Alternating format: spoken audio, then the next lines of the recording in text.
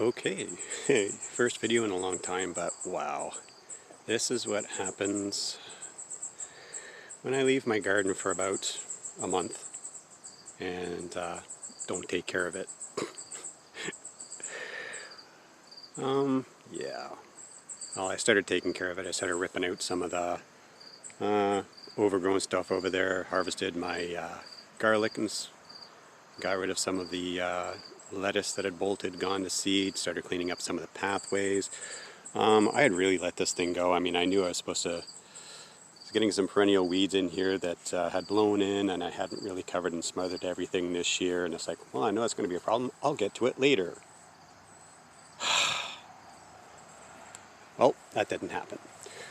So what you see in here is just a jumbled mess of parsnips that have self-seeded themselves. I have cantaloupe or muskmelon. I have squash vines that are rambling on through here, some echinacea, some sunflowers, tomatoes that were over there, trellis full of peas. Sorry for the blur, but yeah, more tomatoes over there. Behind me is the oregano patch. Still have to get rid of that. Yeah, what else? Self-seeded lettuce, self-seeded ground cherries, radishes, self-seeded and gone to seed now. So I've got radish pods everywhere. What else? Of course, you know, the weeds and stuff. So I've got lamb's quarters, I've got woodland sorrel. There's a bit of grass in here too. How that got in here, I have no idea. Yeah, just all kinds of stuff. And it's a mess. But it's still a productive mess. So already I'm harvesting patty pan squash out of here like crazy. That's just another bucket. Had a bucket yesterday. No, 2 days ago. Not getting about that much every 2 or 3 days. So that's going to be ridiculous since that's going to go on till the end of September. Harvesting my tomatoes and a few other things in here. It's going to be spotty, piecemeal harvesting since it's just a gross overcrowding of everything. I mean, yeah, none of my tomatoes have been trellised. I just let them grow up. Some of them made it up the trellis, but not too much. So they're going to be crawling across the ground along with the squash. That'll be fun. Yeah, peas. I've been picking peas. Got a little patch here going to seed. Not too bad. Orchard. That's been doing ridiculously well, unfortunately. Again, I've been gone so long I haven't harvested too much. The raspberries, they exploded everywhere. Got a decent picking off of them, but now I got to try and get in here and trim them back. And I hacked back the path of raspberries and blackberries, so now I can get into the blackberries. They're coming in. This is an Arctic kiwi, but I don't have a trellis for that. That's going to be a bad thing. Ugh. And I got the females. I haven't planted the females yet, but that male's been sitting there for 3 years. That's going to be a problem. So, yeah, blackberries. Now they're coming in, and I can start harvesting these.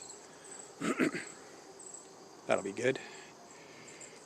Yeah, still getting some rhubarb now and again, whenever I feel like it. I mean, there's no sense picking more than I need because there's just so much of it. Gooseberries. Red gooseberries. Got some currants over here. And the grapes. The grapes are doing fantastic. This is a 3rd-year vine, so it's definitely doing good. No, 4th year. This is 4th year now.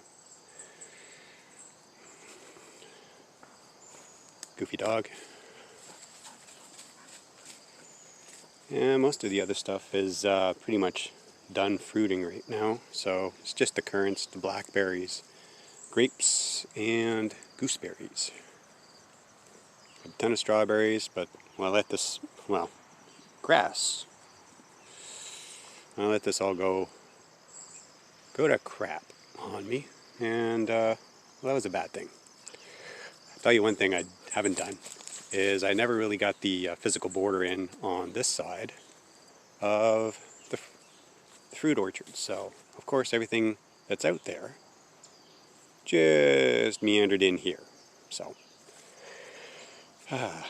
back to the drawing board. Might have to cover and smother most of this stuff and start again. Why I left that, didn't get that physical border in, I don't know. Lazy, didn't have time. Excuses, excusations, rationalizations, justifications, it doesn't matter. It just has to be redone. But this is just the state of affairs back here in my garden. It's a wild mess. It's been a wild mess every year, and I don't see it becoming anything different anytime soon. But for a garden like this, I gotta say it's still gonna be massively productive. Ooh, hey, ground cherries. I'm gonna have to pick those. It's producing the food I need. I'm gonna have a ridiculous harvest and storage of stuff. I eventually have to make storage space for all this stuff. And yeah, it's just a garden that grows wild and definitely is very bountiful and produces a whole lot of food. And yeah, I'm not going to starve anytime soon. So just wanted to show the state of affairs in this rambling mess. So thanks for watching. Hey guys, it's been a while. I know I haven't really been taking any videos or talking about this style of gardening, which is my carbon blanket garden, all year long, but kind of been in and out of things, a little bit sick, a little bit of taking care of other issues. So yeah, decided to do a small end of the season, welcome to fall, it's coming to a close type video. So I really haven't been out here all season. I've been out here every once in a while taking a look at things, trying to get things harvested, failing miserably at everything, but not being out here really has allowed me to see what happens when, you know, this is a completely hands-off garden right now. Just things were allowed to grow however they wanted to, and boy did they grow. They just exploded everywhere. So, I mean, in this mess here, you've got 3 types of squash: patty pan, buttercup, and acorn squash that decided to grow up the pea trellis. I had tons of peas out here, harvested a few of them, not too much, they're dead over there. Down here I've got tons of parsnip. Lots of parsnip. It grew extremely well this year. I'm going to have a lot of root crops and winter stored vegetables for this year. Hey, not a lot of tomatoes, but I still got several cases from last year that I haven't touched yet. Man, the herbs, Egyptian walking onion, horseradish, even the jalapeno peppers, they've all done very well. Tons of herbs, tons of herbs. Everything has just been growing, doing just fine without me. It doesn't need me at all. I don't need to do a thing, except you eventually get out here and start cleaning some of this crap up. Raccoons got into the corn. Those had to go. Self-seeded ground cherries, well, I can still harvest those. So we're still getting through that. This is a little thing. I had some old seed and from various plants, green onion, lettuce, carrots, radishes, all kinds of stuff. And so I just threw it out in this bed, and it's just a solid crop in the making.